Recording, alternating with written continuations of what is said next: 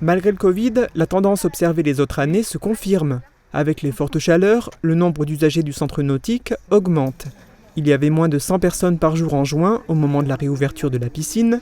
Aujourd'hui, le centre nautique de Sarreguemines reçoit entre 700 à 800 personnes en cumulé dans la journée.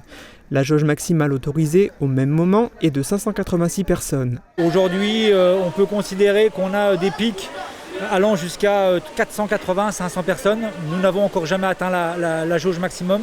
La fréquentation maximale instantanée de 586 personnes pourrait être atteinte cette semaine en raison des fortes chaleurs. Par conséquent, il est possible que des personnes ne soient pas autorisées à rentrer. À l'intérieur de cet espace de loisirs, il est également demandé aux usagers de respecter 1 mètre de distance entre eux, une mesure pas évidente à faire respecter. On est un peu tous regroupés les uns sur les autres, dans l'eau quoi. Et puis sinon, quand on pose notre sellette dans l'herbe, on essaye quand même d'être loin des autres, quoi. Il y a plus de personnel que les années passées pour essayer de faire respecter les règles sanitaires. Ainsi, les après-midi, il y a 6 à 7 maîtres nageurs pour 4 bassins et 2 surveillants ont été embauchés pour faire respecter les règles de sécurité. Le port du masque est obligatoire pour tous les usagers de l'entrée de l'établissement jusqu'au vestiaire. La douche est obligatoire, cheveux et corps. Vous pouvez voir derrière moi l'entrée des vestiaires et un agent de sécurité qui est là aujourd'hui pour vérifier que les gens sont bien douchés de la tête jusqu'aux pieds. Il n'est pas rare de voir des usagers devoir rebrousser chemin car ils ne se sont pas lavés correctement avant d'accéder au bassin. Le centre nautique est intransigeant avec cette mesure car il n'a pas envie de devoir fermer ses portes en raison de l'apparition de cas de Covid. A noter que si les bassins et les pelouses sont ouvertes, l'espace détente est lui fermé.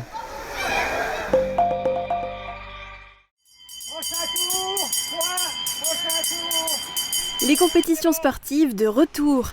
Dimanche, sous un temps caniculaire, une centaine de cyclistes s'est retrouvée avenue des Frères Rémy pour le 59e Grand Prix du Sprinter Club de Sarreguemines. Il a pu organiser cette rencontre qui fait office de championnat de Moselle sous certaines conditions. C'est plus contraignant.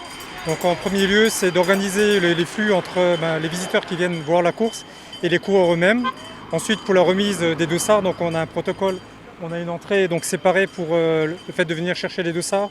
Ensuite, les rendre. Donc en venant, on désinfecte les mains à chaque coureur. Ensuite, on remet tous les dossards, on va dire par le biais d'une enveloppe et pour l'équipe. Donc il y a un coureur qui se présente pour toute une équipe.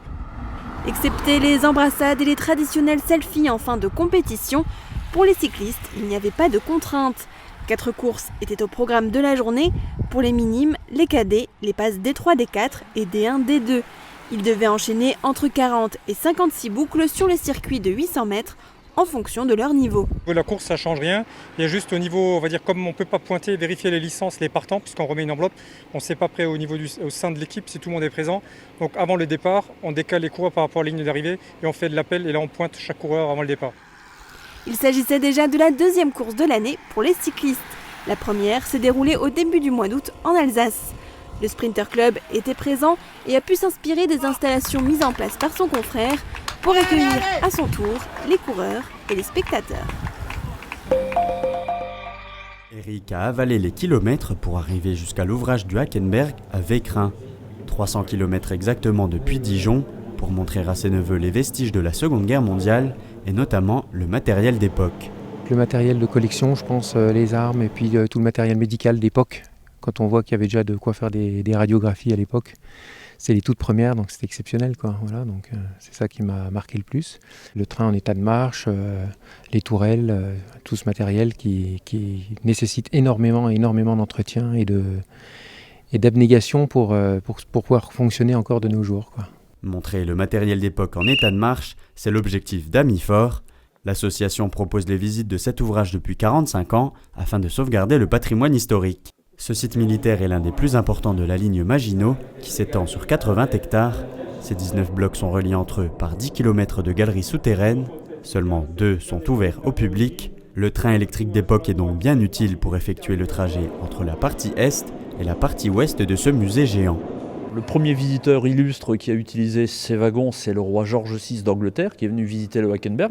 Et aujourd'hui, c'est le visiteur lambda qui utilise ce petit train et les wagonnets de l'époque qui ont été aménagés. Ensuite, il y a bien sûr l'usine électrique qui est le joyau de l'ouvrage et qui fonctionne encore les week-ends puisque nous démarrons ces puissants en groupe électrogène pour, là encore, montrer l'authenticité des lieux et tel que ça fonctionnait en 1940, il y a tout juste 80 ans. Et c'est hyper important pour nous de montrer les choses en état de marche. Pour respecter le protocole sanitaire, les groupes sont réduits à 20 personnes qui effectuent la visite à plus de 30 mètres de profondeur. Au programme, l'usine électrique donc, mais aussi les lieux de vie des soldats avec la caserne, les cuisines, la partie médicale ou encore les tenues d'époque. On montre principalement la vie de nos grands-pères et de nos arrière-grands-pères. On parle aujourd'hui d'une pandémie de port de masque.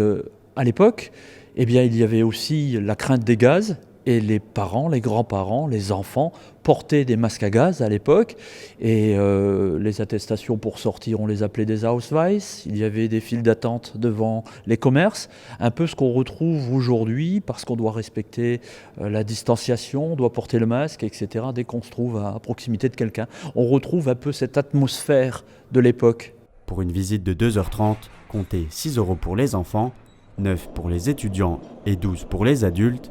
Mais surtout, sortez couverts malgré les fortes chaleurs puisque la température s'élève à seulement 12 degrés dans les profondeurs du Hackenberg.